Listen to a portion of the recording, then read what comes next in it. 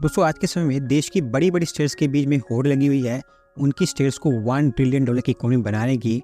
UP, Maharashtra, Gujarat, Karnataka, Tamil Nadu, ये कुछ ऐसी स्टेट्स हैं जो सब इन रेस में लगी हुई हैं और यूपी गवर्नमेंट इसको लेकर काफ़ी ज़्यादा प्रोएक्टिव है, क्योंकि उनका कहना है कि वो इस टारगेट को सबसे पहले अचीव करेंगे। और आज इस वीडियो में हम यही चर्चा करेंगे कि यूपी कैसे 2027 तक $1 ट्रिलियन की इकोनॉमी बनेगी और क्या क्या काम यूपी गवर्नमेंट इसके लिए कर रही है। तो चलिए शुरू करते हैं। दोस्तों सबसे पहले अगर मैं आपको प्लान के बारे में बताऊं तो अगर अगले 5-6 सालों के अंदर यूपी को $1 ट्रिलियन की इकोनॉमी बनना है तो उसके लिए काफ़ी ज़रूरी बन जाता है कि यूपी का हर एक एरिया में बड़े स्केल पर डेवलपमेंट हो। और यूपी गवर्नमेंट भी ये जानती है, इसी कारण यूपी के हर एक रीजन के ग्रोथ के लिए उनके द्वारा अलग अलग इनिशिएटिव प्लान किए गए हैं।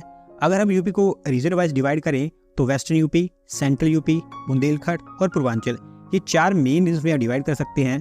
सबसे पहले बात करते हैं वेस्टर्न यूपी के बारे में। दोस्तों रीजन वाइज वेस्टर्न यूपी वैसे ही यूपी का मोस्ट डेवलप्ड एरिया माना जाता है, जिसका सबसे बड़ा रीजन है national capital region.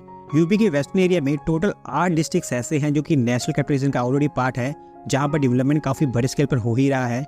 Noida, greater Noida, Bulandshahr, ये कुछ ऐसी सिटीज़ हैं जो कि एनसीआर की प्रॉक्सिमिटी के कारण अपने आप डेवलप होती रहेंगी।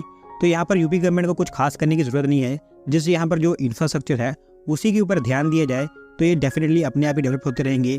और इस चीज़ को आप ऐसे वेरीफाई कर सकते हैं कि यूपी के टॉप 10 पर कैपिटल इनकम वाले जो डिस्ट्रिक्ट्स हैं उनमें टोटल 60 डिस्ट्रिक्ट्स तो ऐसे हैं जो कि वेस्टर्न यूपी से ही आते हैं।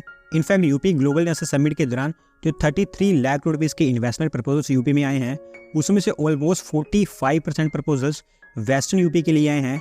इस डेटा से आप वेरीफाई कर सकते हैं कि वेस्टर्न यूपी का विकास तो अपने आप ही होता रहेगा, जैसे यहाँ पर जो इंफ्रास्ट्रक्चर है उसके ऊपर ही फोकस करने की ज़रूरत है। अगर हम बात करें सेंट्रल यूपी के बारे में तो इसमें अगेन यूपी की कैपिटल सिटी लखनऊ और इंडस्ट्रियल हब कानपुर आ जाते हैं। इसके अलावा अयोध्या, जो कि आगे चलकर काफ़ी बड़ी टूरिज्म हब बनेगी, वो भी सेंट्रल यूपी का एक पार्ट बनता है। लखनऊ और कानपुर, ये दोनों ऐसी सिटीज़ हैं जिनको सेंट्रल यूपी में विकास का केंद्र बनाकर डेवलप किया जाएगा। जो भी डेवलपमेंट होगा इंडस्ट्रियल एरिया में वो इन दोनों सिटीज़ के अगल बगल ही किया जाएगा। और दोस्तों इस वीडियो में इंफ्रास्ट्रक्चर की बात मैं कम करूंगा, क्योंकि आप जानती हैं कि इंफ्रास्ट्रक्चर डेवलपमेंट यूपी के हर एक रीजन में बड़े स्केल पर हो रहा है, इवन बुंदेलखंड और पूर्वांचल में भी। सेंट्रल यूपी के विकास के लिए लखनऊ स्टेट कैपिटल रीजन को डेवलप किया जा रहा है, जो कि सिमिलरली एनसीआर रीजन की तरह एक डेवलपमेंट मॉडल होने वाला है। लखनऊ को बेस बनाकर इसके अगल बगल बड़ी स्केल पर इंडस्ट्रियल डेवलपमेंट की जानी है। और क्योंकि ये काफ़ी बड़ा प्लान है तो इसके लिए Lucknow state capital region development authority का फॉर्मेशन भी किया गया है, जो इस प्लान को कई सारे फेज में इंप्लीमेंट करेगी।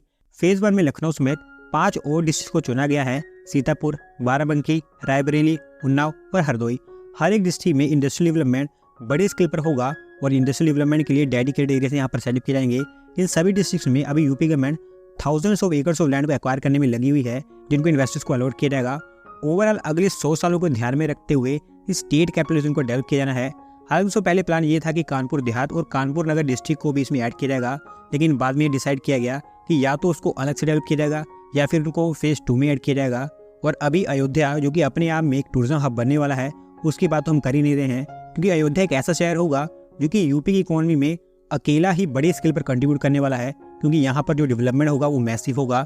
और अभी जो यूपी ग्लोबल नेशनल समिट के दौरान प्रपोजल्स आए हैं उसमें से 13% का जो पार्ट है या फिर जो इन्वेस्टमेंट प्रपोजल्स है वो यूपी के सेंट्रल एरिया के लिए हैं, जो फर्दर यूपी गवर्नमेंट के स्टेट कैपिटल प्लान को और पुश देंगे। और अगर हम बात करें बुंदेलखंड की तो ये यूपी के एक ऐसा एरिया जहाँ पर स्पेशल अटेंशन देने की जरूरत है, क्योंकि वाटर स्कार्सिटी के कारण बुंदेलखंड ऑलरेडी एग्रीकल्चर भी इतना रिच नहीं है, लेकिन इसके विकास के ऊपर यूपी गवर्नमेंट प्रॉपर्ली फोकस कर रही है।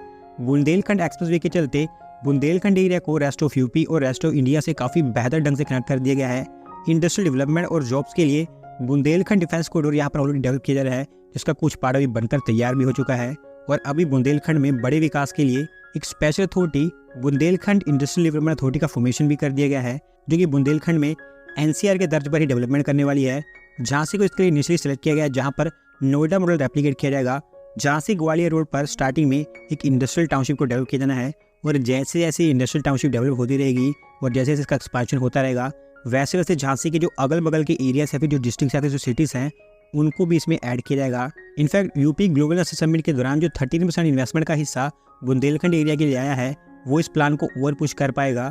लास्ट में अगर हम बात करें पूर्वांचल की तो यूपी का ये भी एक ऐसा एरिया है जहाँ पर विकास कुछ ज़्यादा नहीं हुआ है, क्योंकि यहाँ पर इंडस्ट्रीज भी काफ़ी कम है, तो यहाँ से माइग्रेशन बड़े स्केल पर दूसरे स्टेट्स में देखने को मिलता है। लेकिन अब धीरे धीरे पूर्वांचल भी पटरी पर आ रहा है। वाराणसी और जो प्रयागराज जैसी सिटीज़ हैं इनको टूरिज्म हब के रूप में डेवलप किया ही जा रहा है। नीति आयोग ने यूपी गवर्नमेंट को कहा है कि वो वाराणसी और प्रयागराज को भी एनसीआर के तर्ज पर ही डेवलप करे, जिसके चलते ये तो डेवलप होंगी और इनके जो आसपास के डिस्ट्रिक्ट्स हैं वो भी इसमें डेवलप होंगे। और क्योंकि गोरखपुर यूपी के सीएम का होम टाउन माना जाता है तो वहाँ पर भी डेवलपमेंट होना ही होना है। पूर्वांचल के अभी 11 डिस्ट्रिक्ट्स को इंटीग्रेटेड ग्रोथ हब्स में कन्वर्ट करने का प्लान सामने रखा गया है, जिसके लिए नीति आयोग की ही मदद ली जा रही है। मैकेंजी और जो डिलोट जैसे कंसल्टेंट्स हैं वो इस प्लान को बनाने में नीति आयोग के साथ मिलकर काम कर रहे हैं। इन इंटीग्रेटेड ग्रोथ हब्स को आजमगढ़, प्रयागराज, वाराणसी और मिर्ज़ापुर इन 4 डिविजन्स में बांटा गया है, जिनमें टोटल 11 डिस्ट्रिक्ट को ऐड किया गया है। और अभी यहाँ पर industrial development, tourism, trade, agriculture, infrastructure ये कुछ मेन फोकस होने वाला है जो इस प्लान के अंतर्गत बनाया जाएगा। इसके अलावा यूपी के वो एरियाज और डिस्ट्रिक्ट्स जो अभी तक यूपी गवर्नमेंट ने उनकी डेडिकेटेड प्लान के थ्रू कवर नहीं किए हैं, उनको एक्सप्रेसवेज के थ्रू डेवलप किया जाएगा, जो कि काफ़ी अच्छा प्लान है। क्योंकि अभी आप जानते हैं कि यूपी में ऑलमोस्ट हर एक एरियाज में एक्सप्रेसवेज बन रहे हैं और पूरी स्टेट को ही एक्सप्रेसवे से कवर किया जा रहा है। अभी इन एक्सप्रेसवेज के अगल बगल टोटल 29 इंडस्ट्रियल क्लस्टर्स को डेवलप करने का प्लान सामने रखा गया है, जिसमें सबसे ज़्यादा 11 क्लस्टर्स गंगा एक्सप्रेसवे के अगल बगल, 6 बुंदेलखंड एक्सप्रेसवे के लिए, 5 पूर्वांचल एक्सप्रेसवे के लिए, 5 आगरा लखनऊ एक्सप्रेसवे के लिए, जबकि 2 गोरखपुर लिंक एक्सप्रेसवे के अगल बगल बनकर तैयार होंगे। हर एक इंडस्ट्रियल क्लस्टर को एज मैन्युफैक्चरिंग और लॉजिस्टिक हब के रूप में डेवलप किया जाएगा, जो फैले होंगे 100 से 600 हेक्टेयर्स के एरिया में। तो ये एक ब्रॉड प्लान था जिसके बारे में मैंने आपको बताया है कि यूपी गवर्नमेंट कैसे उनकी स्टेट के ऑलमोस्ट सभी डिस्ट्रिक्ट्स को डेवलपमेंट के थ्रू कनेक्ट करने वाली है और कवर करने वाली है। अगर दोस्तों हम बात करें सिनेरियो की, तो अगर करंट सिनेरियो को देखें तो अगर यूपी को 2027 तक $1 ट्रिलियन की इकोनॉमी बनना है तो अभी यूपी की जीडीपी को ऑलमोस्ट 3.5 से 4 गुना एक्सपांड करना होगा।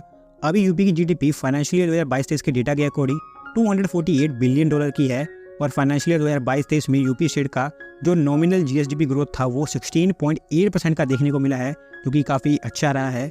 और अभी जिस हिसाब से यूपी ग्रो हो रहा है तो यूपी गवर्नमेंट का मानना है कि फाइनेंशियल ईयर 2023-24 खत्म होते होते यूपी की जीएसडीपी $305 बिलियन पर पहुंच जाएगी, क्योंकि यूपी फाइनेंस डिपार्टमेंट का कहना है कि इस फाइनेंशियल ईयर में यूपी का नॉमिनल जीएसडीपी ग्रोथ रेट 19% के आसपास होगा, जो एक काफ़ी अच्छा ग्रोथ माना जा सकता है और हमारे देश की दूसरी बड़ी स्टेट के कंपैरिजन में काफ़ी इंप्रेसिव ग्रोथ है। हालांकि ये इंप्रेसिव तो है, लेकिन 2027 तक $1 ट्रिलियन की इकोनॉमी बनने का जो टारगेट यूपी गवर्नमेंट के द्वारा सेट किया गया है वो और भी ज़्यादा एम्बिशियस है। क्योंकि अगर $1 ट्रिलियन की इकोनॉमी बनना है तो यूपी को हर साल 30 से 32% की ग्रोथ दिखानी ही होगी, जो कि एक स्टेट के लिए अचीव करना काफ़ी ज़्यादा डिफिकल्ट है।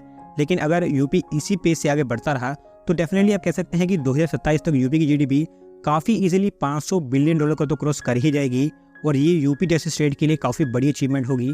क्योंकि यहाँ पर हमें दिमाग में ये भी रखना है कि आज से 5-6 साल पहले यूपी बीमारू स्टेट्स की लिस्ट में आता था और जिस हिसाब से यूपी अभी ग्रो हो रहा है ये एक रिमार्केबल ग्रोथ है। उम्मीद करते हैं कि आगे चलकर हमें ऐसी और ग्रोथ देखने को मिलेगी और अगले 2 सालों के अंदर अंदर यूपी जो ग्रोथ दिखाएगा वही ये डिसाइड करेगा कि 2027 तक यूपी की इकोनॉमी किस लेवल पर पहुंच पाएगी। दोस्तों आज की वीडियो में बस इतना ही। अगर आपको वीडियो पसंद आई हो तो वीडियो को लाइक करें और चैनल को सब्सक्राइब करें। जल्दी मिलते हैं किसी नए वीडियो के साथ।